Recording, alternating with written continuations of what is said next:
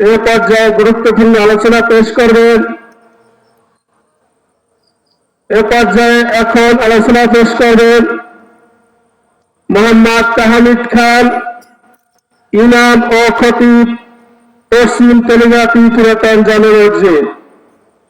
আমি তাকে তার ধন্যবাদ আলোচনা পেশ করার জন্য বিনীত অনুরোধ জানাচ্ছি। আসসালামু আলাইকুম ওয়া রাহমাতুল্লাহি ওয়া বারাকাতুহু।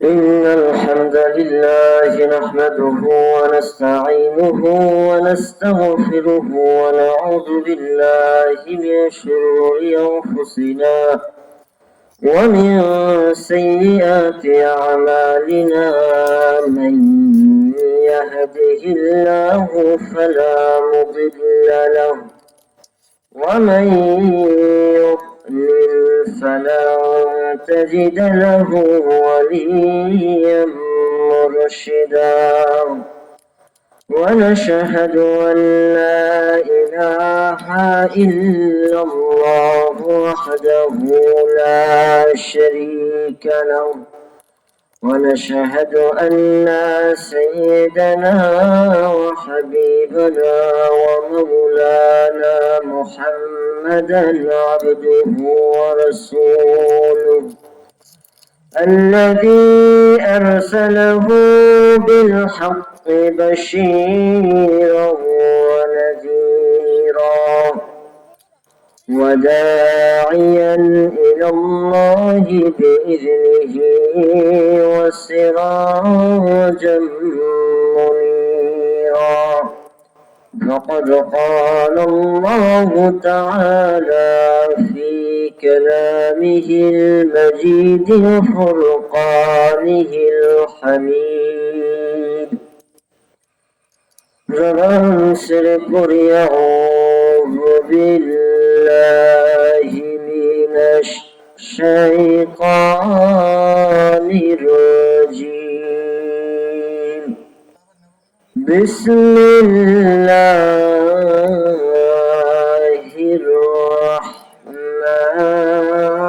الرحمن الرحيم إن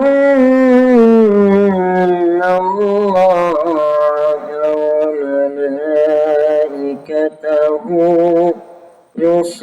يصلون على النبي يا أيها الذين آمنوا صلوا عليه وسلموا تسليما اللهم صل على سيدنا مولانا محمد وعلى آل سيدنا شفيعنا محمد اللهم صل على سيدنا مولانا محمد وعلى آل سيدنا مولانا محمد جميل অধিক বেশি জারদাম রহমাতুল লিল আলামিন প্রাণের অধিক বেশি জারদাম রহমাতুল লিল আলামিন জানো কি তোমরা তাহার নাম রহমাতুল লিল আলামিন আল্লাহুম্মা সাল্লি আলা سيدنا مولانا محمد وعلى آل سيدنا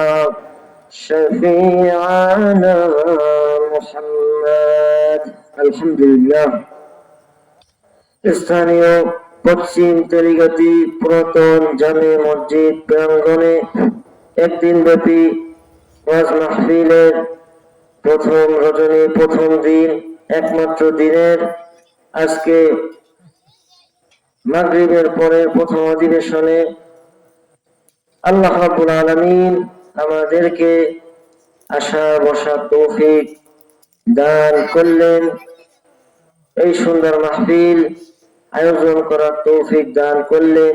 মহান আল্লাহ সুবহানাহু ওয়া তাআলার দরবারে শুকরিয়া আদায় করি, বলি আলহামদুলিল্লাহ।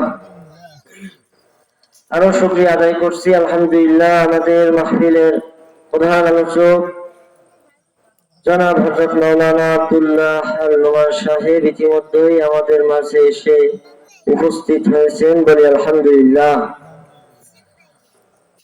তাফসীরুল কোরআন মাহফিল, ওয়াজ মাহফিল যেটাই বলেন, এখানে আল্লাহ রাব্বুল আলামিন তার হাবিব মুহাম্মদুর রাসূলুল্লাহ সাল্লাল্লাহু আলাইহি ওয়াসাল্লামের আলোচনা হয়। যেখানে আল্লাহর আলোচনা হয়, আল্লাহর কথা হয়, সেখানে রহমতের ফেরেশতারা চারদিক থেকে ঘিরে থাকে এবং রহমতের দোয়া করতে থাকে। আজকে একটি মাত্র দিন এখানে মাহফিল অনুষ্ঠিত হচ্ছে। আজকের দিনের জন্য এই জায়গাটি একটু হলেও ব্যতিক্রম, কারণ প্রতিদিন এইখানে একটা ফাঁকা জায়গা থাকে, কিন্তু আজকে সেই ফাঁকা জায়গা নয়, এটি আজকে একটি জান্নাতের বাগান হয়ে গেছে। সুবহানাল্লাহ। এই জন্য অনেকবার অনুরোধ করা হয়েছে, এই মাহফিল আগামীকাল থাকবে না, গতকালও ছিল না, এখনই শুরু হয়ে গেছে। আসুন মাহফিলে আমরা আসি, বসি, কিছু না কিছু আমরা শেখার চেষ্টা করি, জীবনে বাস্তবায়ন করার চেষ্টা করি।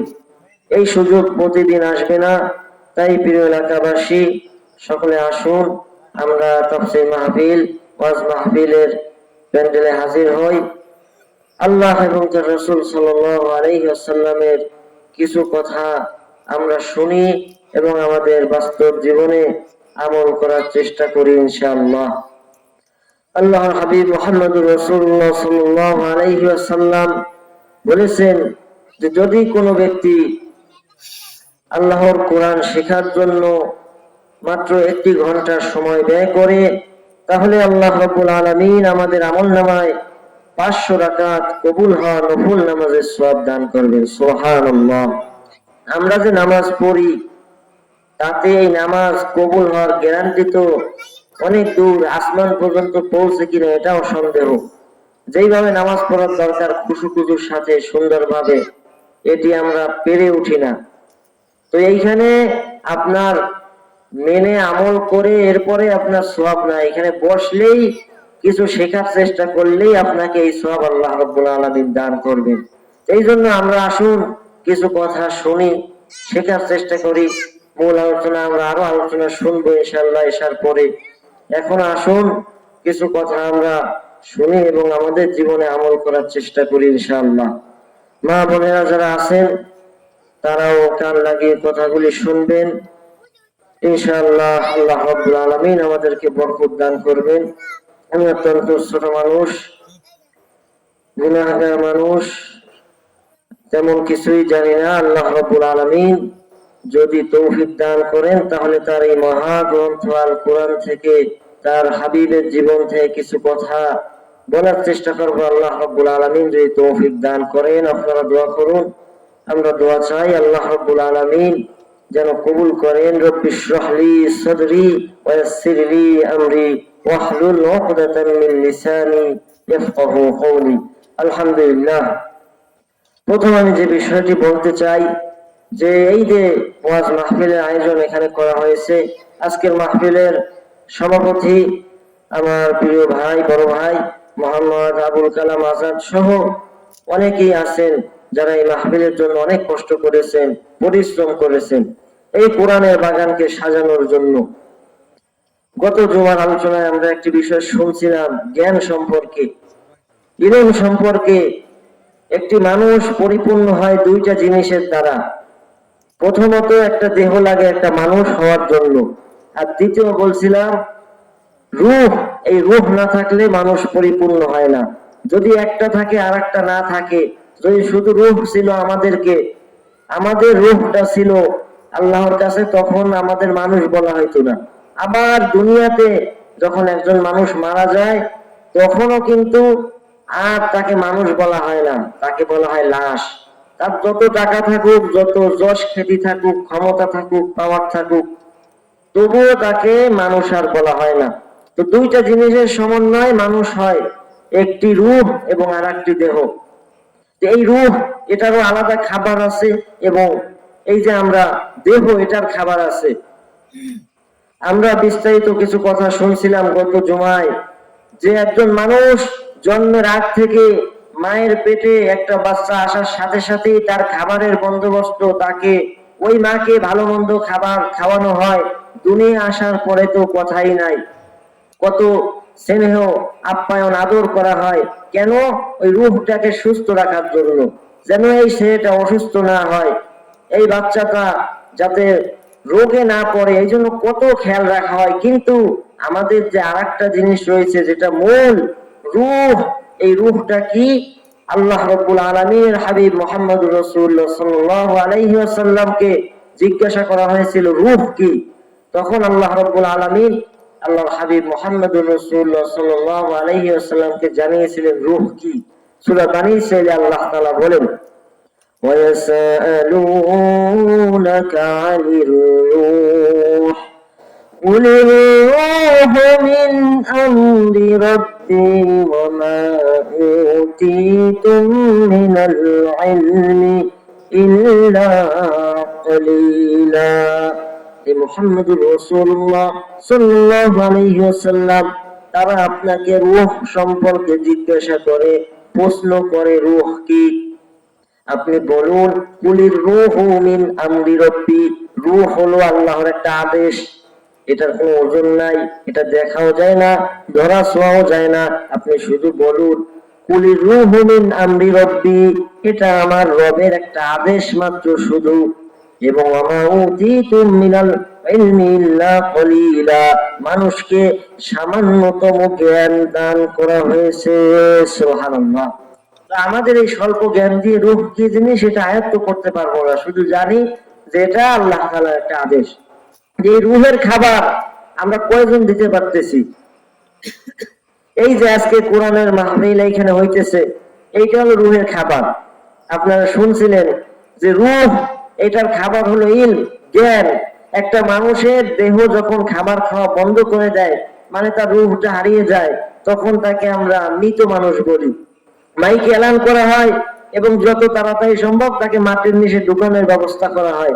যত তাড়াতাড়ি পারা যায় কবর খোঁচা হয়, খনন করা হয়, জানাজা পড়িয়ে তাকে উপরে রাখার চিন্তা আমাদের নাই, কারণ রূহটা বেরিয়ে গেছে। তো ঠিক তেমনই ভাবে যখন একটি মানুষের রূহের খাবারের প্রয়োজন আর পড়ে না, ইচ্ছে হয় না যে আমার রূহটাকে খাবার দেওয়ার দরকার, তখন তাকেও আর জীবিত মানুষ বলা যায় না, তাকেও বলা যায় একটা জীবিত লাশ। এখন দেখেন অসংখ্য জীবিত লাশ এই পৃথিবীতে ঘোরাফেরা করতেছে, যাদের এই ইলমের ক্ষুধা নাই, কোরআনের ক্ষুধা নাই, তার ইলম জ্ঞান অর্জন করার কোনো ইচ্ছাই নাই। অসংখ্য মানুষ ঘুরে বেড়াচ্ছে, এর প্রমাণ এই মাহফিল দিকে তাকালে এখন দেখা যাইতেছে।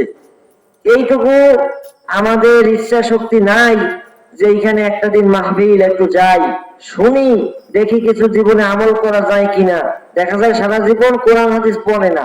এখানে কোরআনের কথা হবে, কোন আলেম যেই এখানে কথা বলুক, সে যত ছোট মানুষই হোক আর যত বড় মানুষই হোক, সে কোরআন হাদিসের বাইরে বলবে না, এখানে কোরআনের কথাই হবে। তো এই যে ক্ষুধা, যে আমার কিছু জানা উচিত, শেখা উচিত, এই আপনারা পড়ছেন, এই ক্ষুধাটা যাদের নাই, তারাও একজন মৃত মানুষের সমান। তার আত্মা মারা গেছে, আর এই আত্মা যখন মৃত্যুবরণ করে, তখন এই আত্মা তার স্থান হয় সিদ্দিন নামক জাহান্নামের জায়গায়, নাউজুবিল্লাহ। এই জন্য আত্মার খাবার দেওয়া বেশ অনেক বেশি জরুরি। আজকের মাহফিলে তাবারক আছে, এটা আমাদের দেহের খাদ্য। সারাটা জীবন যে দেহটাকে আমরা খাওয়াই, এই যে দেহটা, মানব দেহ, আপনার এই দেহ কোনো কাজে আসবে না। মৃত্যুবরণ করার সাথে সাথেই আপনার দেহটা মাটির ভিতরে ঢুকিয়ে দেওয়া হবে। মাটির সাথে অসংখ্য মানুষের দেহ নিঃশেষ হয়ে গেছে, মিশে গেছে, কিন্তু এই রূহ, এইটা কোথাও মেশে না, এটা আল্লাহ তাআলার কাছে চলে যায়। এবং এই রূহ যখন ভালো কাজ করে, এই রূহ, আত্মা, অন্তর যখন আল্লাহর সন্তুষ্টি অর্জন করে, তখন এই রূহের সম্মান এত বেশি হয়ে যায় যে রূহের স্থান আল্লাহ রাব্বুল আলামিন ইল্লিয়িন নামক জায়গায় করে দেয়, যেটা জান্নাতের একটা জায়গা। সুবহানাল্লাহ। তো এই জন্য সেই রূহ, পবিত্র অন্তর আমাদের জোগাড় করা উচিত। 3 প্রকারের নফস পাওয়া যায়, আমাদের মধ্যে নফস রয়েছে। এর মধ্যে প্রথম হলো নফসে আম্মারা। এই নফসটা মানুষকে খারাপের দিকে ডাকে, খারাপ কাজের দিকে প্রভাবিত করে। আল্লাহ রাব্বুল আলামিন বলেন এই কথা কোরআনুল কারীমে, আল্লাহ রাব্বুল আলামিন বলেছেন, ইন্নান নাফসা লাআম্মারাতুম বিসসুই ইল্লা মা রাহিমা রাব্বি। ইন্নান নাফসা লাআম্মারাতুম বিসসু। এই নফসে আম্মারা মানুষকে খারাপ কাজের দিকে ধাবিত করে। 2 নাম্বার নফস, নফসে লাওয়ামা। কোরআনুল কারীমের 75 নম্বর সূরা সূরাতুল কিয়ামাহ এর 2 নম্বর আয়াতে আল্লাহ রাব্বুল আলামিন এই নফস সম্পর্কে বলেছেন, ওয়ালা উকসিমু বিন-নাফসিল লাওয়ামাহ। কসম সেই ধিক্কার জানানো নফসের কসম আল্লাহ রাব্বুল আলামিন এইখানে করেছেন। এর মানে এই নফস যখন আপনি ভালো কাজ করেন তখন ধিক্কার দেয় যে তুই চাইলে আরো ভালো করতে পারতি। আবার খারাপ কাজ যখন আমাদের দ্বারা হয়ে যায় তখন এই নফস আমাদেরকে ধাক্কা দেয়, ধিক্কার জানায়, বলে তুই কেন এই খারাপে গেলি, তুই আল্লাহর পথে কেন যাও না। মুফাসসিরে ইকরাম এই নফস নিয়ে কয়েকটা ব্যাখ্যা করছেন। এর মধ্যে গুরুত্বপূর্ণ ব্যাখ্যা হলো এইটা যে নফস ভালো কাজ করলেও সে ধিক্কার জানায় যে তুই আরো ভালো কেন করলি না, খারাপ করলে তখনও ধিক্কার জানায় যে তুই কেন খারাপ কাজ করলি, তুই কেন ভালো কাজ করলি না। এটা মধ্যম পর্যায়। 3 নম্বর নফসের কথা আল্লাহ রাব্বুল আলামিন সূরাতুল ফাজরের মধ্যে বলেছেন। এছাড়াও কোরআনুল কারীমের 26 নম্বর সূরা আল্লাহ রাব্বুল আলামিন সূরাতুশ শুআরা এর 89-90 নম্বর আয়াতে আল্লাহ রাব্বুল আলামিন বলেন, ইল্লা মান আতাল্লাহু বিকলবিন সালিম উযলিফাতিল জান্নাতু লিল মুত্তাকিন। কিয়ামতের ময়দানে যখন সমস্ত মানুষের উপর বিপদ আসবে তখন এই নফসকে আল্লাহ রাব্বুল আলামিন হেফাজত করবেন এবং জান্নাত এই নফসের দিকে, এই মুতমাইন্নাহ যেই নফসটা আছে এটার দিকে আল্লাহ রাব্বুল আলামিন জান্নাতকে এগিয়ে দেবেন। সুবহানাল্লাহ। এর মানে এই নফস জান্নাতে প্রবেশ করবে। এই জন্য আমাদের এই নফস অর্জন করা উচিত। যেই নফস কখনো খারাপের দিকে ডাকে না, সবসময় ভালো কাজে উপদেশ দেয়, ভালো লাগে ভালো কাজের দিকে আমাদের মনকে ধাবিত করে, এই নফস আমাদের সকলের অর্জন করা উচিত।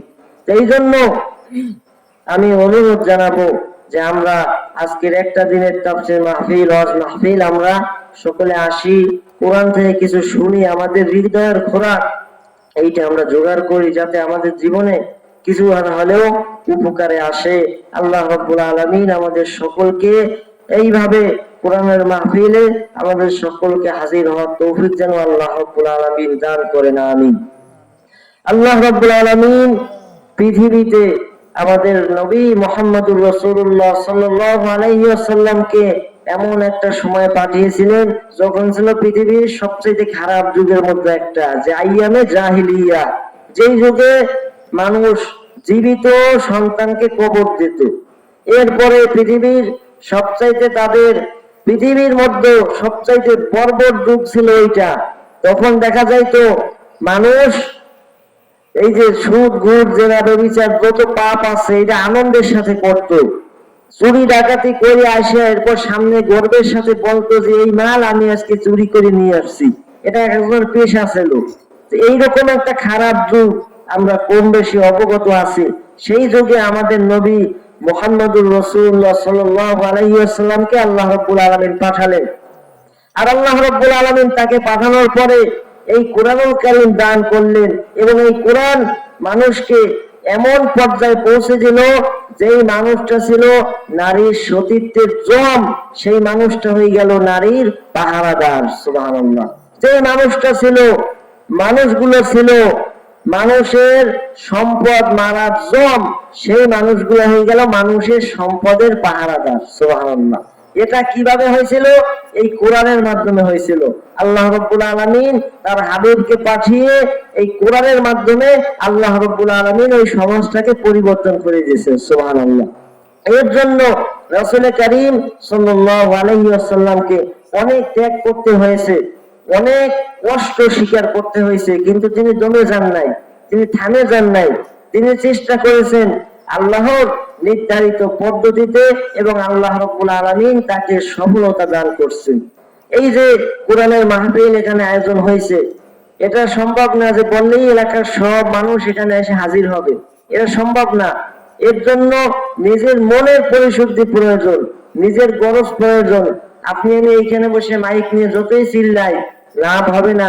নিজের অন্তর যদি এখানে না টানে, এই ভালোবাসায় যদি না আসতে পারি, তাহলে ডাকাডাকি করেও আনা যাবে না। আপনাদেরকে আল্লাহ রাব্বুল আলামিন কবুল করছেন, শত ব্যস্ততা শত কাজ থাকা সত্ত্বেও আমরা আসতে পারছি। কেন? আল্লাহ রাব্বুল আলামিন আমাদেরকে কবুল করছেন, এর পিছনে আমাদের ইচ্ছা শক্তিও ছিল, যে আমার গরজ আছে আজকে মাহফিল আমি শুনতে যাব, এই জন্য আমরা কিন্তু আসতে পারছি। এই জন্য কুরআনুল কারীম শোনার জন্য যত গরজ আমাদের থাকবে, যত ইচ্ছা শক্তি থাকবে, আল্লাহ রাব্বুল আলামিন এটা আমাদের জন্য সহজ করে দেবেন। সুবহানাল্লাহ। এই জন্য কুরআনুল কারীম শোনার জন্য মনোবল আমাদের তৈরি করতে হবে নিজেদের মধ্যে, যে আমার এই কোরআন শোনা উচিত। কোরআন নিজে পড়তে পারি না, ঠিক আছে, আজকে মাহফিল যাই দেখি কিছু কথা শোনা যায় কিনা, কিছু শিখতে পারি কিনা, এরকম চিন্তা থাকলে আমাদের দ্বারা সম্ভব হবে ইনশাআল্লাহ। এই জন্য এই মন মানসিকতা আমরা ইনশাআল্লাহ তৈরি করব, কারণ এই কোরআন ছাড়া উপায় নাই। এবং পৃথিবীতে নেতা হিসেবে সমস্ত জায়গায় অনুসরণীয় আদর্শ হচ্ছেন আমাদের নবী মুহাম্মদুর রাসূলুল্লাহ সাল্লাল্লাহু আলাইহি ওয়াসাল্লাম, যার ব্যাপারে আল্লাহ রাব্বুল আলামিন বলেন, লাকাদ কানা লাকুম ফি রাসূলিল্লাহি উসওয়াতুন হাসানাহ। অন্য জায়গায় আল্লাহ রাব্বুল আলামিন রাসূল করিম সাল্লাল্লাহু আলাইহি ওয়াসাল্লামের চরিত্র বর্ণনা করতে গিয়ে সূরাতুল কলমের 4 নম্বর আয়াতে আল্লাহ রাব্বুল আলামিন বলেন, ওয়া ইন্নাকা লাআলা খুলুকিন আযীম। হে নবী, আমি আপনাকে মহান একটা চরিত্র দান করছি। সুবহানাল্লাহ। এই আযীম শব্দ কোন নবীর ক্ষেত্রে আল্লাহ ব্যবহার করেন নাই, শুধু আমাদের নবীর ক্ষেত্রে ব্যবহার করছেন। সুবহানাল্লাহ। এটা এত বড় যেটা মাপা যায় না। রাসূলের চরিত্র এত বড় আদর্শ যেটা আপনি কোনো জিনিস দিয়ে মাপতে পারবেন না। এই জন্য আযীম শব্দ ব্যবহার করা হয়েছে, যে এটার গভীরতা কত, সারা জীবন যদি মানুষ চেষ্টা করে তার তলদেশ পর্যন্ত মানুষ পৌঁছাইতে সক্ষম হবে না। সুবহানাল্লাহ। আল্লাহ রাব্বুল আলামিন তার হাবিব মুহাম্মদুর রাসূলুল্লাহ সাল্লাল্লাহু আলাইহি ওয়াসাল্লামকে আমাদের জীবনে উত্তম আদর্শ হিসেবে পাঠিয়েছেন। পৃথিবীর এমন কোন মানুষ নাই যে মানুষের জীবনের জন্ম থেকে মৃত্যু পর্যন্ত সমস্ত কিছু মানুষ জানে। এটি যদি জানতো, আমাদের কথাই চিন্তা করেন, যদি আমাদের জীবনের প্রথম থেকে আজ পর্যন্ত একটা ভিডিও চালিয়ে দেওয়া হয়, তাহলে ওই ভিডিওর সামনে দাঁড়াই থাকার ক্ষমতা আমাদের কারো নাই। কারণ জীবনে কত অপরাধ করছি নিজেই জানি, নিজের অপরাধের খাতা। কিন্তু এই বিশ্ব নবী মুহাম্মদুর রাসূলুল্লাহ সাল্লাল্লাহু আলাইহি ওয়াসাল্লাম এমন মানুষ ছিলেন যে তিনি বলতেন, ও হে আমার স্ত্রীরা, ও হে আমার সাহাবীরা, দিনের আলোতে রাতের আধারে আমার মধ্যে যা কিছু দেখো, তোমরা মানুষের কাছে সবগুলো খুলে খুলে প্রকাশ করে দাও। সুবহানাল্লাহ। এর মানে হলো যে আমার সম্পর্কে যা তোমরা জানো সব মানুষের কাছে প্রচার করে দাও, মানুষ জানুক আমার সম্পর্কে।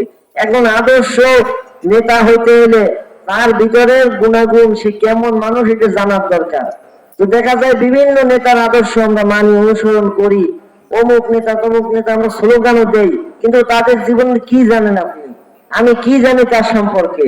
ওই কয়েকটা বক্তব্য আর স্বাভাবিকভাবে কয়েকটা তার জন্ম কবে, এই স্বাভাবিকভাবে, এর বেশি কিছুই জানি না। কিন্তু আপনার হাবিব, আমার হাবিব মুহাম্মদুর রাসূলুল্লাহ সাল্লাল্লাহু আলাইহি ওয়াসাল্লাম, তার জীবনের সমস্ত কিছু হাদিস শরীফের ভিতর লিপিবদ্ধ হয়েছে। সুবহানাল্লাহ। তার জীবন গ্রন্থ লিখছেন, সংরক্ষণ করছেন, তার কথা কাজ মৌন সমর্থন এমন মানুষের সংখ্যা 1 লক্ষেরও বেশি। সুবহানাল্লাহ। শামাইলে তিরমিজির মধ্যে আপনারা যদি কেউ পড়ে থাকেন তাহলে জানবেন যে সামান্য সাধারণ বিষয়গুলো সেইখানে আছে।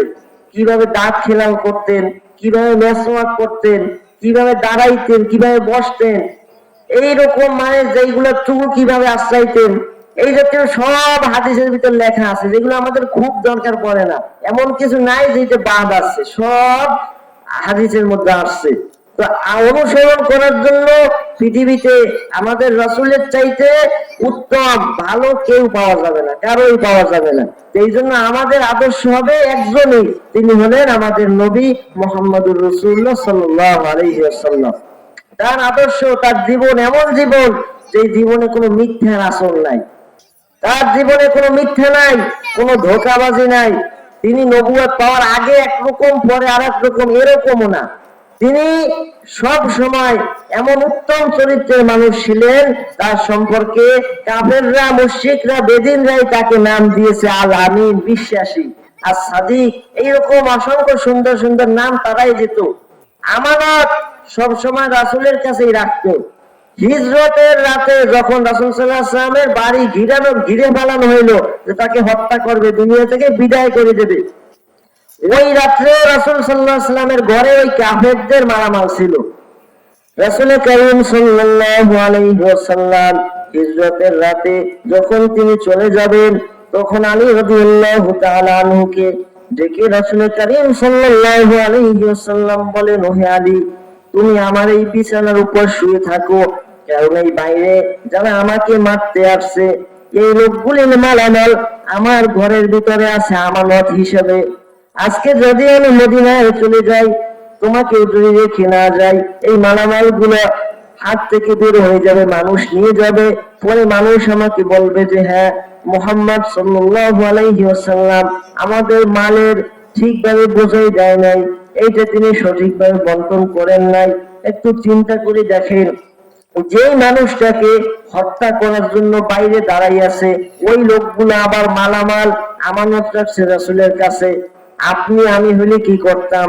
সব নিয়েই পগার পাত পেতাম যে আমারে মারতে আসছো, আমার মাল খুঁজছে আমার কাছে। এমনিতেই দেখা যায় মানুষ দেনা পাওনা একবার করলে ওই দেনা দিতেই চায় না। আল্লাহর টাকা দিয়েছেন, এরপর আপনারই ওর পিছনে ঘোরা লাগে, মনে হয় যেন আপনি দায় থাকছেন। কিন্তু দেখেন এইখানে আদর্শ কারে বলে, যে রাসূল সাল্লাল্লাহু আলাইহি ওয়াসাল্লামকে যারা মারতে আসছে, হত্যা করতে আসছে, তাদের মাল রাসূল সাল্লাল্লাহু আলাইহি ওয়াসাল্লামের কাছে রাখছে। কেন? তাদের যদি বলা হয়তো তোমার নেতা তো আবু জাহেল, আবু জাহেলের নেতা মানো, তাইলে তুমি মাল নিয়ে আমার কাছে আসছো কেন? রাসূল সাল্লাল্লাহু আলাইহি ওয়াসাল্লাম যদি প্রশ্ন করতেন ওই কাফেরদের, তখন বলে হয় নেতা মানি, কিন্তু কোন লেভেলের নেতা আমার জানা আছে, ওর কাছে যদি মাল দেই ও আর জীবনেও পাবো না, এটা ভালো করে জানি। তো ওরাও জানতো যে ওদের নেতা আবু জাহেলের কাছে কিছু রাখলে ওটা পাবে না। কিন্তু রাসূলের সম্পর্কে এত বিশ্বাস যে যাকে হত্যা করার জন্য মিছিল করে, ঘরের পাশে ঘোরে, তার কাছে এবার মাল আমানত রাখছে, যে এই লোকটার কাছে যদি আমানত দেয় তাহলে এই আমানতের খেয়ানত হবে না। সুবহানাল্লাহ। এই হলো আমাদের রাসূলের আদর্শ।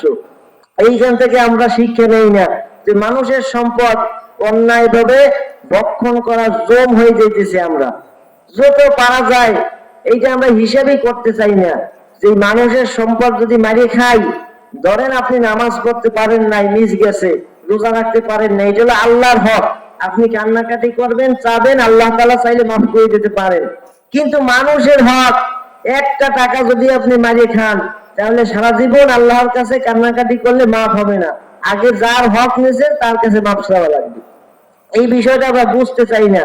এই কারণে দেখা যায় যে পৃথিবীতে বাংলাদেশ এখন দুর্নীতির যত আছে, এর ভিতরে শীর্ষ র্যাঙ্কিং এখন বাংলাদেশের অবস্থান আছে, যে এত দুর্নীতি, রাস্তাঘাট, ব্রিজ, ক্যালভার্ট, সব জায়গায় দুর্নীতি চলে। এমনকি আমি একটা খবর জানি যে একটা মসজিদে, মডেল মসজিদে চাকরি নেওয়ার জন্য ঘুষ লাগছে। মসজিদে একজন বড় আলেম বলছিলেন, তার একদম একজন নিকট আত্মীয়, যে ওইখানে মডেল মসজিদ হয়েছে, তখন ওই একজন লোক আলেম মানুষ, তো তার মামু ওইখানে সম্ভবত এমপি অথবা এইরকম পর্যায়ের একজন লোক। তখন তিনি বললেন, মামু মসজিদ তো সুন্দর হয়েছে, তাহলে কি করেন, আমাকে এই মসজিদে চাকরি দিয়ে দেন না, উনি যোগ্য, ওনার যোগ্যতা আছে। তখন বলে ঠিক আছে, চাকরি তো দেওয়া যায়, তুমি আমার ভাগ্নে মানুষ, আপন মানুষ। তখন বলতেছে তাহলে আমার একটু চা খাওয়াই অনেক, মানে মিষ্টির কথা বলছে, যে মিষ্টি খাওয়াই অনেক। তখন এ তো খুশি হইয়া যে এই 4-5 কেজি মিষ্টি বড় প্যাকেট সে কিনে নিয়ে তার কাছে গেছে, মামুর কাছে যাই বলে, মামু নেন, যত পারেন খান, চাকরিটা আমায় দেন। তখন বলে এই মিষ্টি চাইছি নাকি? তখন বলে তাই কিসের মিষ্টি? কয় 5 লাখ টাকা দাও। কয় যে মিষ্টি খাইতে চাইছেন, এইতে 5 লাখ টাকা দেওয়া লাগবে? তাহলে আপনি বিরিয়ানি খাইতে চাইলে কি অবস্থাটা হইতো? হুজুর ইমামতি করার দায়িত্ব চাইছে, তাইতে তার মিষ্টি খাওয়ার 5 লাখ টাকা দেওয়া লাগবে। এই হলো সমাজের অবস্থা। মসজিদে পর্যন্ত চাকরি করতে গেলে ঘুষ চাইছে। তাহলে এই হলো বাংলাদেশের অবস্থা। তাহলে আমরা কোন পর্যায়ে আছি? মানুষ আসলে মানুষের সম্পদ এটা হালাল মনে করতেছে। রাসূল সাল্লাল্লাহু আলাইহি ওয়াসাল্লাম এই কথাই বলছেন যে কিয়ামতের আগে মানুষ আর এক ভাইয়ের সম্পদ হালাল মনে করবে। হালাল মনে করবে, চিন্তা করবে এটা কি হয়েছে, জমি চষতে গেছি, একটু ঠেলে হাইল ওদিকে আইল ঘুরে দেয়, এটা কোনো ব্যাপারই না, সমস্যা না। এক ভাইয়ের একটা মাল পড়ে আছে, নিয়ে হাঁটা দিয়েছি, ওটা কোনো সমস্যা না। এরকম আমাদের সমাজে হইতেছে। আমরা আসলে বুঝি না যে এই মানুষের হকটা কত মারাত্মক জিনিস, যে শহীদের পর্যন্ত ঋণ আগে শোধ করা লাগে, না হলে তার মাফ হয় না, ঋণের গুনাহ মাফ হয় না। এই জন্য এই বিষয়টা আপনারা খুব ভাবে মনে রাখবেন যে আমরা কোনোভাবেই এইসব ঋণ রেখে যাব না দুনিয়াতে। মানুষের দেনা পাওনা এগুলো আগে আগে দুনিয়া থেকে যাওয়ার পূর্বেই আমরা শোধ করে দেওয়ার চেষ্টা করব। আর আমাদের কাছে তো টিকিটও নাই, গ্যারান্টিও নাই যে কখন দুনিয়া থেকে যাওয়া লাগবে। এই জন্য আপনার দায়িত্ব যে আজ থেকে, এই মুহূর্ত থেকে আপনি নিয়ত করবেন যে আপনার কাছে যত মানুষের হক আছে, কষ্ট দেয়া হোক অথবা অন্য কোনো ভাবে হক, এইটা আপনি মাফ চাইলেন। রাসূল করিম সাল্লাল্লাহু আলাইহি ওয়াসাল্লাম সাহাবাদেরকে প্রশ্ন করলেন, হে সাহাবীরা, তোমরা বলো তো আমার উম্মতের মধ্যে সবচেয়ে নিঃস্ব অসহায় ব্যক্তি কে? তখন সাহাবীরা বললেন, ইয়া রাসূলুল্লাহ, যার টাকা পয়সা দিরহাম নাই, এই ব্যক্তি তো সবচাইতে বেশি দুষ্ট অসহায়। তখন রাসূল সাল্লাল্লাহু আলাইহি ওয়াসাল্লাম বললেন, না, সেই ব্যক্তি না। আমার উম্মতের মধ্যে সবচেয়ে অসহায় ব্যক্তি হলো ওই ব্যক্তি, যেই ব্যক্তি কিয়ামতের ময়দানে বড় সওয়াবের পাহাড় নিয়ে উঠবে, বিশাল সওয়াবের পাহাড়। অন্য মানুষেরা এই সওয়াব দেখে তারাও আফসোস করবে, হিংসা করবে যে এত সওয়াব নিয়ে এই লোকটা আসছে। কিন্তু ওই ব্যক্তি দুনিয়ায় থাকাকালীন হয়তো কাউকে কষ্ট দিয়েছে, অথবা কারো মালামাল ভক্ষণ করছে, অন্যায়ভাবে মানুষের সম্পদ গ্রাস করছে। এই লোকটা যখন তার আমলে এই নেকির পাল্লা ভারী হয়ে যাবে, তখন এই লোকটাকে জান্নাতে যাওয়ার মতো একটা সুসংবাদ দেওয়ার অবস্থা হবে। ঠিক সেই মুহূর্তে ওই যে পাওনাদারেরা যাদের দুনিয়ায় কষ্ট দিয়েছে, হয়তো গালাগালি করছে অথবা টাকা সম্পদ মারছে, এই লোকগুলো এসে হাজির হয়ে যাবে। আর কিয়ামতের ময়দানে তো কোনো টাকা পয়সা চলবে না, সওয়াব দিয়ে বিনিময়। তখন আল্লাহর কাছে বলবে ওই যারা পাওনাদার, যে আল্লাহ, এই লোক তো জান্নাতে যায়, আমি তো নেকির জন্য জাহান্নামে যাই, তো এখন কি হবে? আমার ওই যে দুনিয়ার হক, এইটা বুঝাই দিতে বলেন। তখন ওই ব্যক্তি কি করবে? তার তো আর টাকা পয়সা নেই, কিভাবে শোধ করবে? তখন বলা হবে তোমার নেকি থেকে দাও। হয়তো কাউকে কষ্ট দিয়েছে, তাকে ওইখান থেকে নেকি দেওয়া হবে। হয়তো কারো চগলখড়ি করছে, কারো নামে গীবত করছে, ওই সওয়াব থেকে দেবে। কারো সম্পদ খাইছে, সেইখান থেকে দেবে। নেতাদের ঝামেলা আরো বেশি, যদি বা কোনোভাবে জনগণের হক মারে, রাস্তাঘাট, এই কালভার্ট, ব্রিজ, এই যত প্রকার আছে, এই সমস্ত মানুষের হক দিতে হবে। এইভাবে দিতে দিতে ওই লোকটার সম্পদের বিশাল পাহাড় শেষ হয়ে যাবে, কিন্তু পাওনাদারের লাইন এখনো কমে নাই, কিছু দেওয়া হয়েছে এখনো বাকি, এখন কি হবে? তখন ওই ব্যক্তি বলবে, আল্লাহ, দিতে দিতে তো সব শেষ, এখন কি হবে? তখন আল্লাহ বলবেন, ঠিক আছে, তোমার যখন দেওয়ার সওয়াব নাই, তাহলে এই লোকগুলো গুনাহের কারণে জান্নাতে যাইতে পারতেছে না, তাহলে এদের গুনাহ তোমার মাথায় নাও। এবার ওই ঋণ অনুযায়ী ওই ব্যক্তি ওই যাদের হক মারছে, কষ্ট দিয়েছে, যেভাবেই হোক মানুষের হক, ওই যে মানুষগুলোর গুনাহ তার কাঁধের উপর চাপাই দেওয়া হবে। নাউজুবিল্লাহ। এই ব্যক্তির পরে দেখা যাবে মানুষের ওই গুনাহগুলো নিতে নিতে প্রথমে আসছিল সওয়াবের বিশাল পাহাড় নিয়ে, কিন্তু এই লোকটা শেষ পর্যন্ত বিশাল গুনাহের পাহাড় উঠে যাবে। এরপরে ওই লোকটাকে জাহান্নামে নিক্ষেপ করা হবে। নাউজুবিল্লাহ। দেখেন আসছিল কিভাবে, বিশাল সওয়াব। মানুষ আরো হিংসা করতো যে এত সওয়াব, সুবহানাল্লাহ, এত বিশাল পাহাড়, কিন্তু লোকটা মানুষের হক মারছে, যার কারণে সব সওয়াব দিয়ে এখন মানুষের গুনাহ মাথায় নিয়ে জাহান্নামে যায়। এই লোকটা নেক আমলের কোনো অভাব ছিল না, কিন্তু সেই লোকটা দেখা গেছে ওই মানুষটা মানুষের হক মারছে। এই জন্য গরিব মানুষ, একটা দুর্বল হাদিসে এরকম আসছে যে ধনীর চাইতে 500 বছর আগে গরিব মানুষ জান্নাতে প্রবেশ করবে, সুবহানাল্লাহ। কারণ এই গরিবের চিন্তা নাই।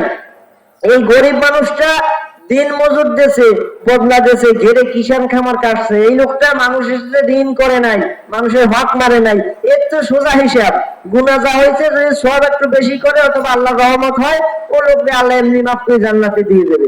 কিন্তু এই যে ধনী লোকটা অথবা ক্ষমতাবান পাওয়ারফুল লোকটা, এই লোকটার হাতে তো অনেক ক্ষমতা, অনেক মানুষের অনেক দায়িত্ব, এই দায়িত্বের হিসেব দিতে দিতে তার দেরি হয়ে যাবে। অনেকে তো এই কারণে ধরা খাই জাহান্নামেও যাবে, নাউজুবিল্লাহ। এই জন্য দ্বিতীয় এই বিষয়টা আপনারা খেয়াল রাখবেন। প্রিয় মা বোনেরা, আপনাদেরকেও আমি অনুরোধ জানাবো যে হাদিস শরীফে আসছে রাসূল সাল্লাল্লাহু আলাইহি ওয়াসাল্লাম মেরাজ থেকে এসে তিনি বলছিলেন যে মেয়েরা তোমরা বেশি বেশি দান করো, বেশি বেশি ইবাদত করো, কারণ জাহান্নামে আমি তোমাদেরকে বেশি দেখছি। তখন তারা কারণ জিজ্ঞেস করলে তিনি বলছিলেন, রাসূল কারীম সাল্লাল্লাহু আলাইহি ওয়াসাল্লাম জানাইছিলেন যে তোমরা নাশকরি করো এবং স্বামীর নাশকরি করো, এই একটা বড় কারণ, এই জন্য তোমরা কিন্তু জাহান্নামে যাবা। তো এই জন্য এই সব বিষয়ে আপনারা খেয়াল রাখবেন। আরেকটা বিষয় যে তোমরা চগলখড়ি বেশি করো, মানে গীবত করো বেশি। দেখা যায় যে খুব কম ভালো মানুষ আছে, বেশিরভাগ দেখা যায় 4-5 জন একখানে হইলে মানে গীবতের ঝড় ওঠে ওইখানে।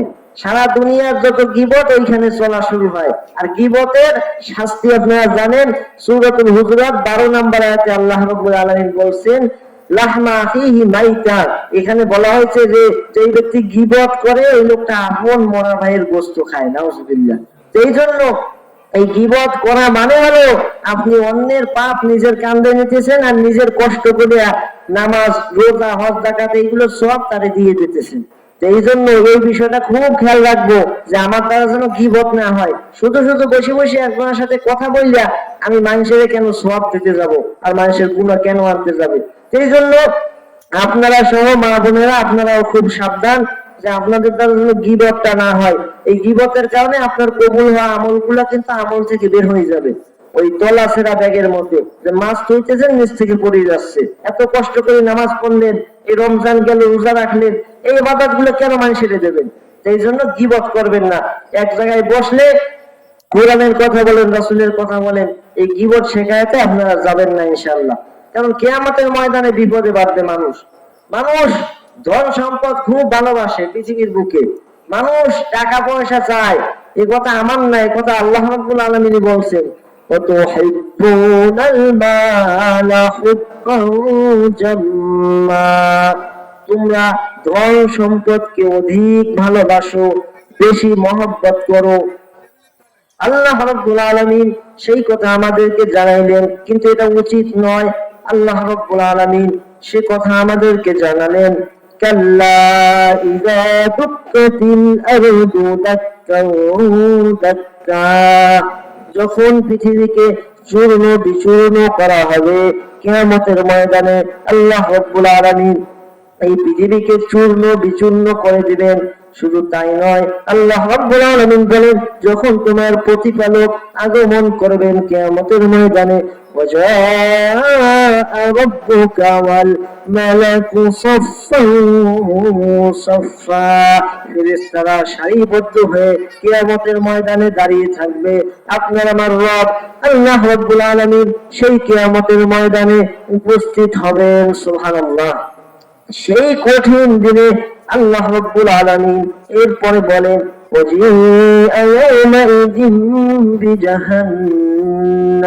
সেই কঠিন দিনে জাহান্নামকে কিয়ামতের ময়দানে হাজির করা হবে। কিয়ামতের দিন সকলে নিজের চোখে জাহান্নামকে দেখতে পাবে।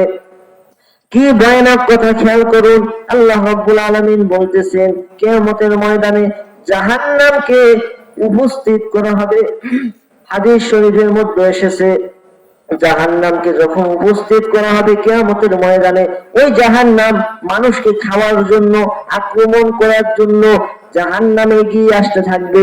এত ভয়ানক গর্জন দিবে যে মানুষের ভয়ে অবস্থা খারাপ হয়ে যাবে। জাহান্নামকে 70,000 শিকল দিয়ে পরিয়ে রাখা হবে, আটকানো হবে 70,000 শিকল দিয়ে, এবং এক এক শিকলের মাথায় আরো 70,000 ফেরেশতা ওই শিকল টেনে ধরে রাখবে। হাদিস শরীফে এসেছে পৃথিবীর মধ্যে সবচাইতে ছোট ফেরেশতা সাইজ হলো উহুদ পাহাড়ের সমান, এক একটা পাহাড়ের সমান ফেরেশতা, কিন্তু কিয়ামতের দিনে এই ফেরেশতা হবে আরো বড়, আরো অনেক বড়। ওই রকম শক্তিশালী ফেরেশতারা জাহান্নামকে টেনে ধরে রাখবে। হাজার হাজার লক্ষ লক্ষ ফেরেশতা জাহান্নামকে টেনে ধরে রাখবে, কিন্তু তবুও তারা পেরে উঠবে না জাহান্নাম। যখন মানুষ দেখবেন রাগ হয়ে যায়, তখন দেখা যায় যে একজনের সাথে মারামারি বাঁধছে, আপনি ছাড়াইতে গেছেন, 3 জন ধরে রাখছেন, কিন্তু সে ছিটকে মারিয়ে সামনে যায় যে ওরে মারবই, এরকম হয় না? হয় আমরা দেখি যে সামান্য একজন মানুষ এমন মেজাজ খারাপ হয়েছে যে 3 জন ধরে রাখা যাচ্ছে না, যে তোর দেখে নেবো আমি। তো ঠিক এমনি ভাবে জাহান্নাম আরো মারাত্মক ভাবে আক্রমণ করার জন্য এগিয়ে যাবে, মানুষকে ধরার জন্য যাবে, এত মারাত্মক ভাবে জাহান্নাম গর্জন করবে। সেই গর্জনের কারণে ভয়ে মানুষের কলিজা ছিঁড়ে বের হয়ে যাওয়ার উপক্রম হবে। মানুষ সেই দিন বুঝতে পারবে, কি বুঝতে পারবে? আল্লাহ রাব্বুল আলামিন সে কথা বলেন, ইয়াউমাইযি ইয়াতাযাক্কারুল ইনসানু ওয়া আন্না লাহুল যিকরা। সেই দিন উপলব্ধি করবে, হায় হায় কি করলাম আজকে। সেই দিন কিয়ামতের ময়দানে বুঝবে, উপলব্ধি করবে অনেক কিছু, সে আফসোসও করা শুরু করবে। আফসোস করে কিয়ামতের ময়দানে কি বলবে সে কথা আল্লাহ রাব্বুল আলামিন পরের আয়াতে বলেন, ইয়াকুলু ইয়া লাইতানি কদ্দামতু লিহায়াতি। সে বলবে ইয়া লাইতানি, হায় আফসোস, হায় আফসোস। আরবিতে এই শব্দের অর্থ ইয়া লাইতানি মানে হায় আফসোস, আফসোস। সেই দিন আফসোস করে সেই ব্যক্তি বলবে আহারে, আমি যদি আমার জীবনের জন্য অগ্রিম কিছু প্রেরণ করতাম, অগ্রিম পাঠাতাম, অগ্রিম মানে এই দুনিয়ায় থাকাকালীন সময় যদি কিছু ইবাদত বন্দি করতাম আর দুনিয়া থেকে পাঠাইতাম আমার ভালোর জন্য। এই ধরনের আজকে এখানে ওয়াজ মাহফিলের আয়োজন করা হয়েছে, এইখানে বসে আছেন সবাইকে, এইখানে রহমতের ফেরেশতা ঘিরে রাখছে। আমাদের এই চর্মচোখ দিয়ে যদিও আমরা দেখতে পাই না, আপনাদের সকলের জন্য রহমতের ফেরেশতারা দোয়া করতেছে, সুবহানাল্লাহ। শুধু তাই না, আল্লাহ রাব্বুল আলামিন হাদিসটা আমি শুনেছি যে 500 রাকাত কবুল নামাজের সব এইখানে ঘন্টাখানিক বসলে আল্লাহ দান করবেন, আর বেশি বসলে আরো বেশি আল্লাহ দান করবেন। সেই দিন আফসোস করবে যে এত ভালো ভালো কথা হইলো, হুজুর আলেম ওলামারা বললো, কোরআন বললো, কোরআন থেকে বললো, নামাজ পড়তে বললো, কাজে লাগাই নাই। যদি দুনিয়ায় থাকতে কিছু পাঠাইতাম, সেই দিন ধরা পড়ে আফসোস করবে যে এত বলার পরে মসজিদে যাই নাই। শুক্রবার দেখা যায় জুমাবার দিনে ওই শেষে যাই মসজিদের ভিতর ঢুকছি, এবং নামাজ শেষ হওয়ার সাথে সাথে সুন্নতের দরকার পড়ে না, ভাইয়ে চলে বের হয়ে আসে। এমন পাবলিক আছে না? আছে। দেখা যায় যে তাড়াতাড়ি বাড়ি হওয়ার জন্য পাগল হয়ে যায়, মনে হয় যেন গায়ের ভিতরে আগুন ধরাই দিয়েছে। এই দিন আফসোস করে বলবে হায় হায়, যদি ইবাদতটা করতাম, শালি শুক্রবার জুমার নামাজ তাও কোনো মতে 2-4 জায়গা পড়ে দৌড়। সেই দিন আফসোস করে বলবে হায় হায়, অগ্রিম যদি কিছু পাঠাইতাম। কিন্তু সেই কঠিন ময়দানে কোনো উপায় থাকবে না। হাদিস শরীফের মধ্যে এসেছে, কেউ নিজের ঘামের মধ্যে মানুষ সাঁতার কাটবে, গুনাহ অনুযায়ী ঘাম, কারো হাঁটু পর্যন্ত ঘাম হবে, কারো মাজা পর্যন্ত, অথবা কারো গলা পর্যন্ত ঘাম হবে, অথবা কেউ পানির মধ্যে ঘামের মধ্যে সে সাঁতার কাটতে থাকবে, মানে মাথার উপর পর্যন্ত গুনাহ অনুযায়ী তার ঘাম হবে, এত ঘামাইতে থাকবে, সেই ঘামের ভিতর সে সাঁতার কাটতে থাকবে। সেই কঠিন ময়দানে সবাই বলবে নাফসি নাফসি নাফসি নাফসি, আমাকে বাঁচাও, আমাকে বাঁচাও। আল্লাহ রাব্বুল আলামিন বলতেছেন, ফায়াউমাইযিল লা ইউআযযিবু আযাবাহু আহাদ। সেই কঠিন ময়দানে আল্লাহ রাব্বুল আলামিন কিয়ামতের ময়দানে, এরপরে জাহান্নামে আল্লাহ তাআলা চাইতে ভয়ঙ্কর শাস্তি কেউ দিতে পারবে না। হাদিস শরীফের মধ্যে অনেক হাদিস আছে, সময় অনেক কম, হাদিস একটা শোনাই যে জাহান্নামে ওই ব্যক্তিকে যখন জাহান্নামের আযাব দেওয়া হবে, তখন বলা হবে, ওই ব্যক্তি বলবে আমাকে একটু পানি দাও, পানি। ওই ব্যক্তিকে তখন ফুটন্ত গরম পানি দেওয়া হবে। ওই ব্যক্তি যখন পানিটা পান করবে, পান করার সাথে সাথে ওই ব্যক্তি যখন পানিটা গিলবে, এত গরম এত গরম, যার কারণে ওই পানিটা পান করার সাথে সাথে তার নাড়ি ভুঁড়ি সেদ্ধ হয়ে পিছনের রাস্তা দিয়ে বার হয়ে যাবে। নাউজুবিল্লাহ। এরপরে সে বলবে না না ঠান্ডা পানি খাবো, ঠান্ডা পানি, এই পানি আমার সহ্য হয় না। তখন তাকে এত মারাত্মক এত ঠান্ডা পানি দেওয়া হবে, ওই রকম অবস্থা হবে, ভিতরের সবকিছু ঠান্ডায় জমে যাবে, পিছনের রাস্তা দিয়ে বাইর হয়ে আসবে। এইরকম মারাত্মক হাদিস শরীফে আসছে। জাহান্নামের মানুষ এত কান্দবে, এত বেশি কান্না করবে, কান্না করতে করতে এত চোখের পানি বের হবে, যেই চোখের পানি দিয়ে জাহাজ চালানো সম্ভব হবে। নাউজুবিল্লাহ। শুধু তাই নয়, কান্না করতে করতে চোখের পানি শেষ হয়ে যাবে। চোখের পানি শেষ হওয়ার সাথে সাথে ওই চোখ থেকে রক্ত বের হবে, পুঁজ বের হবে।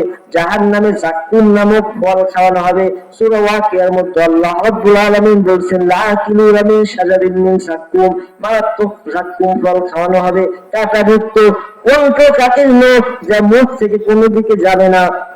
এত মারাত্মক শাস্তি আল্লাহ রাব্বুল আলামিন জাহান্নামে দিবেন। সূরাতুল আ'লার মধ্যে আল্লাহ বলেন, লা ইয়ামুতু ফিহা ওয়া লা ইয়াহইয়া, জাহান্নাম ব্যক্তি মরবেও না এবং বাঁচবেও না, মানে বেঁচেও থাকবে না, মারাও যাবে না। আমি গত 2-3 জুমা আগে এই কথাটা বলছিলাম যে জাহান্নামের মধ্যে শাস্তি এত মারাত্মক দেয়া হবে, দেখা যাবে যে মানুষের চামড়া গুলো পুড়িয়ে ফেলানো হবে জাহান্নামের মধ্যে। বাদদালনাহুম জুলুদান গায়রাহা লিয়াযুকুল আযাব, এই চামড়াটা যখন পুড়ে যাবে, একদিকে চামড়া পুড়ে যাবে, অন্যদিকে চামড়া আবার আগের মতো ভালো হয়ে যাবে, আবার পুড়াবে আবার ভালো হবে। এমন শাস্তি চলতে থাকবে অনন্তকাল ধরে, যার কোনো শেষ নাই। সে বলবে, আল্লাহ আমাকে মেরে ফেলেন, আমাকে একসাথে নিঃশেষ করে দিন, কিন্তু না না, কাজ হবে না। কিয়ামতের ময়দানে কাফিররা এই আফসোসটা করবে, যখন দেখবে প্রাণীদেরকে মাটি বানাই দেওয়া হইতেছে, তখন সেই ব্যক্তি ওয়ায়াকুলুল কাফিরু ইয়া লাইতানি কুনতু তুরাবা, ওই ব্যক্তি বলবে, হায় হায় আফসোস, আজ যদি আমি মাটি হয়ে যাইতাম তাহলে আমাকে আর জাহান্নামে যাওয়া লাগতো না, আমাকে আজকে আর জাহান্নামে পড়া লাগতো না। হায় হায়, আমি যদি মাটি হয়ে যেতাম। এইরকম আফসোস কিয়ামতের দিনে করবে। আল্লাহ রাব্বুল আলামিন বলেন, ওয়ালা ইউসিকু ওয়াসাফাহু আহাদ, আল্লাহর মতো কঠিন ভাবে বাঁধার মতো কেউ বাঁধতে পারবে না। তার শাস্তি চাইতে ভয়ানক শাস্তি কেউ দিতে পারবে না। সেই কঠিন ময়দানের এই আযাবের কথা আল্লাহ রাব্বুল আলামিন আমাদেরকে স্মরণ করে দিতেছেন, যাতে আমরা এখান থেকে শিক্ষা নেই। দেখা যায় যে আমাদের পরিবারে যদি সন্তানটা একটু দুষ্ট হয়, পিতা দেখা যায় একটা লাঠি সুন্দর করে সাইজ করে আনে ঘরের ভিতর রাখে, তার উদ্দেশ্য সন্তানকে পিটানো না, ভয় দেখানো, যে এই লাঠি দিয়ে আকাম করলে পিটানো হবে, কিন্তু সে চায় না মারতে, এটা হলো তাকে ভালো রাখার জন্য। আল্লাহ রাব্বুল আলামিন এই জাহান্নামকে আপনাকে আমাকে পোড়াবার জন্য সৃষ্টি করেন নাই, তিনি আমাদেরকে অনেক ভালোবাসেন, ভালোবেসে আমাদেরকে বানিয়েছেন। ইবলিসকে চ্যালেঞ্জ ছুড়ে দিয়েছেন। ইবলিস বলেছে যে তুমি তোমার বান্দাদেরকে জান্নাতে নিতে পারবে না, আমি ধোঁকা দিয়ে সবগুলোরে জাহান্নামে নিয়ে জাহান্নাম পরিপূর্ণ করব। আল্লাহ বলেন, তাই নাকি রে মরদুর শয়তান, তুই জাহান্নামে নেওয়ার চেষ্টা করবি, তুই একাধারে ধোঁকা দিতে থাকবি। একদিন যদি তার বুঝ আছে, এই জায়গার মাহফিলে এসে সে যদি সিদ্ধান্ত নেয় যে হ্যাঁ আমি ভালো হয়ে যাব, সে যদি চোখের পানি ছেড়ে আল্লাহর কাছে কান্নাকাটি করে, ওই ব্যক্তি দেখা যাবে তুই সারা জীবন 70 বছর গুনাহ করাইলি, একদিন আমার বান্দা আমার দিকে ফিরে এসে মাফ চাইবে, আমি 70 বছরের গুনাহ একদিনে মাফ করে দেব। সুবহানাল্লাহ। তুই কেমনে জাহান্নামে নিবি? আল্লাহ ওরে চ্যালেঞ্জ দেয়, আর আমরা সেই যে বুঝি না। এই জাহান্নাম করে আমাদেরকে ভয় দেওয়ার জন্য, যাতে আমরা পাপ না করি। আল্লাহ এই জন্য বানাইছেন। আল্লাহ চায় না যে মানুষ জাহান্নামে যাক, আল্লাহ চায় তার প্রতিটি বান্দা, আপনি আমি সকলে যেন জান্নাতে যাই। সুবহানাল্লাহ। আল্লাহ আমাদের পক্ষে। আল্লাহ এই দেখেন, এই যে জাহান্নামের ভয়ানক কথাগুলো বললেন সূরাতুল ফাজরের মধ্যে, এর পরেই আল্লাহ রাব্বুল আলামিন তার প্রশান্ত আত্মা ভালো মুমিন বান্দাদের সম্পর্কে এখানে বলতেছেন।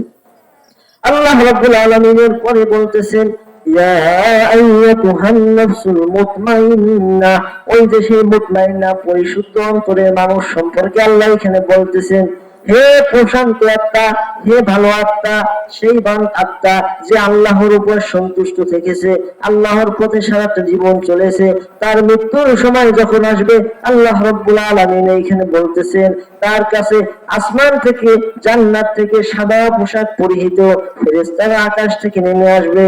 তার দৃষ্টির শেষ সীমানায় এসে সেই ফেরেশতারা দাঁড়িয়ে যাবে। আজরাইল মালাকুল মউত তার কাছে এসে এই সুসংবাদটা জানাবে। আল্লাহ রাব্বুল আলামিন কোরআনুল কারীমের মধ্যে সূরাতুল ফাজরের 27 নম্বর আয়াত থেকে বলেন, ইয়া আইয়াতুহান নাফসুল মুতমাইন্নাহ, হে মুমিন আত্মা, মুমিন ব্যক্তি, তুমি কি হও? আল্লাহ রাব্বুল আলামিন এরপরে বলতেছেন, রিজিহি ইলা রাব্বিক, তোমার রবের দিকে ফিরে চলো, তোমার রবের দিকে ফিরে চলো। রিজিহি ইলা রাব্বিকি রাদিয়াতাম মারদিয়া, সন্তুষ্ট সন্তুষ্ট বাজন, তুমি তোমার আল্লাহর উপর সন্তুষ্ট এবং তোমার আল্লাহ তোমার উপর সন্তুষ্ট। সুবহানাল্লাহ। আল্লাহ তোমার উপর সন্তুষ্ট, কোনো ভয় পাইও না, চিন্তা করো না। আল্লাহ তাখাফু ওয়া লা তাহজানু ওয়াবশিরু বিল জান্নাতিল্লাতী কুনতুম তুআদুন। কোনো ভয় নাই, কোনো চিন্তা নাই বান্দা, তুমি আল্লাহর পথে সারাটা জীবন কাটিয়েছো, চিন্তা করার কোনো কারণ নাই, ভয় নাই, চিন্তা নাই, তুমি চলো তোমার রবের জান্নাতের দিকে। সুবহানাল্লাহ। فادخلي في عبادي وادخلي জান্নাতি। এরপরে তুমি কি করো? আমার নেককার বান্দাদের মধ্যে শামিল হয়ে যাও এবং তুমি প্রবেশ করো। ওয়াদখুলি জান্নাতি, জান্নাতের মধ্যে তুমি প্রবেশ করো। সুবহানাল্লাহ। জান্নাতি ব্যক্তি সুসংবাদ দিতেছে যে তোমরা এই কাতারে থাকো, জান্নাতি ব্যক্তির কাতারে থাকো, তুমি আমার জান্নাতের পথে যাও। তুমি কেন শয়তানের ধোঁকায় পড়ে জাহান্নামের পথে যাইতেছো? সুবহানাল্লাহ।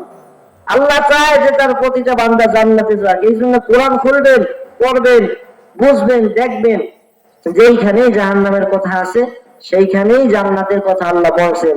বান্দার আল্লাহ ভয় দিয়া একদম ভীত সন্তুষ্ট করে দেন নাই, তাকে আবার সান্ত্বনাও দেওয়া হয়েছে যে তুমি ভালো কাজ করো তাহলে তোমার স্থান হবে জান্নাত। সুবহানাল্লাহ।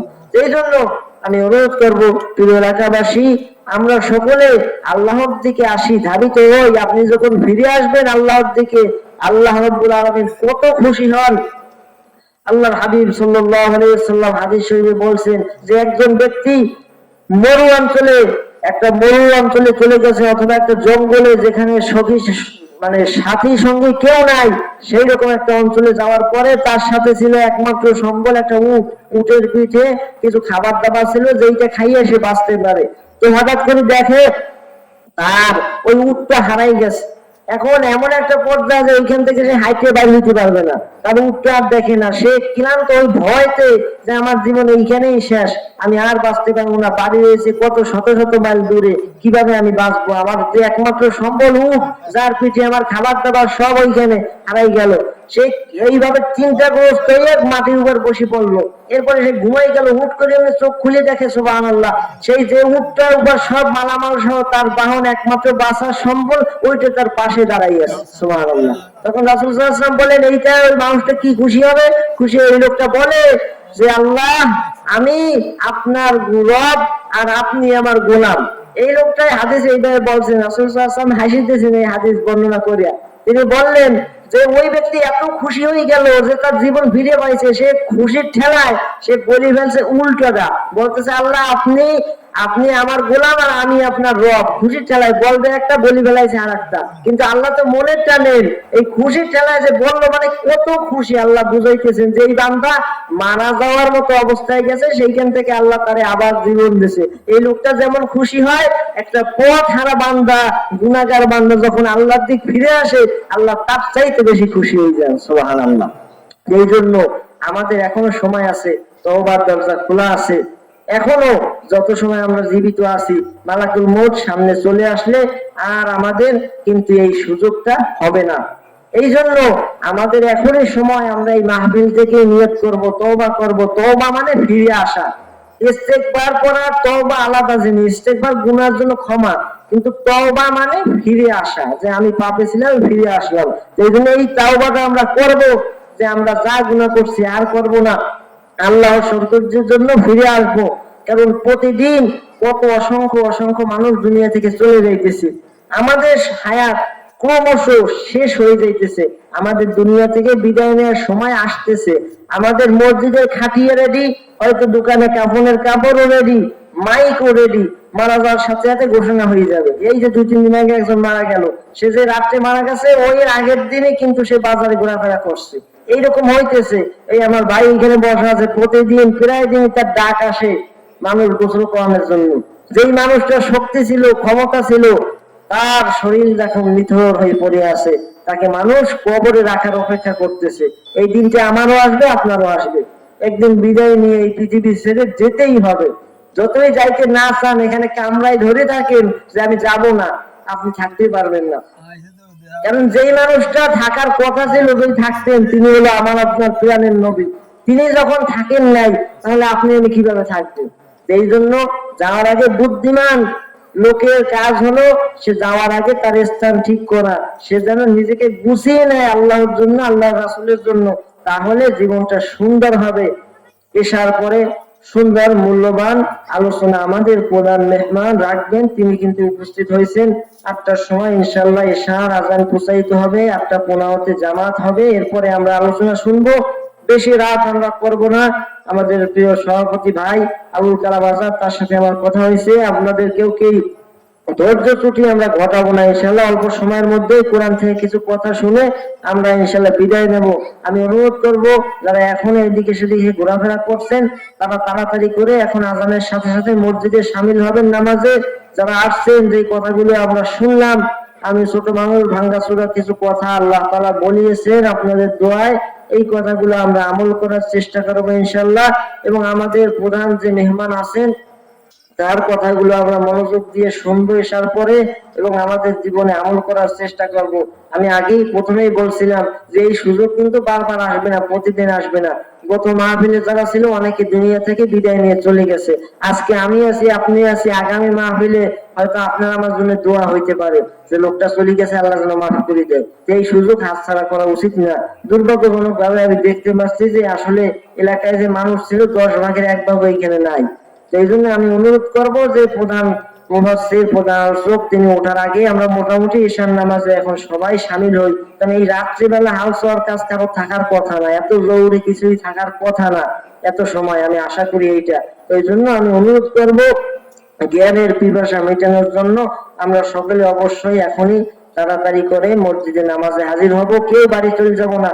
এইখান থেকে দোয়া করিয়া, আপনার আমার অনেকের পিতা মাতা সহ অনেকে দুনিয়া থেকে চলে গেছেন, এখানে দোয়া হবে, সবার জন্য দোয়া করা হবে। দোয়ায় কোনো কৃপণতা নাই। আমাদের হুজুর সবার জন্য দোয়া করবেন। আপনার আমার পিতা মাতা সহ আত্মীয় স্বজন যারা চলে গেছে, তাদের সবার জন্য দোয়া হবে। এই জন্য আমি অনুরোধ জানাবো, এটা আমি এখনই বলছি যে আমরা অবশ্যই সকলে দোয়া করে এরপরে দোয়া নিয়ে এইখান থেকে বিদায় নেব, যেন আল্লাহ রাব্বুল আলামিন আমাদের জীবনের গুনাহ খাতাকে মাফ করে দেন। সকলে বলে আমিন। আল্লাহ রাব্বুল আলামিন যা কিছু বললাম, ভুল ত্রুটিগুলো আপনাদের মন থেকে মুছে দিন, এবং গুরুত্বপূর্ণ কথাগুলো সবার প্রথম আমাকে সহ আপনাদের সকলকে, আপনাদের সকলের জীবনে আমল করার তৌফিক দান করুন। সকলে আরো একবার বলি আমিন। آمين وآخر دعوانا الحمد لله رب العالمين سبحانك وبحمدك أشهد أن لا إله إلا أنت أستغفرك وأتوب إليك.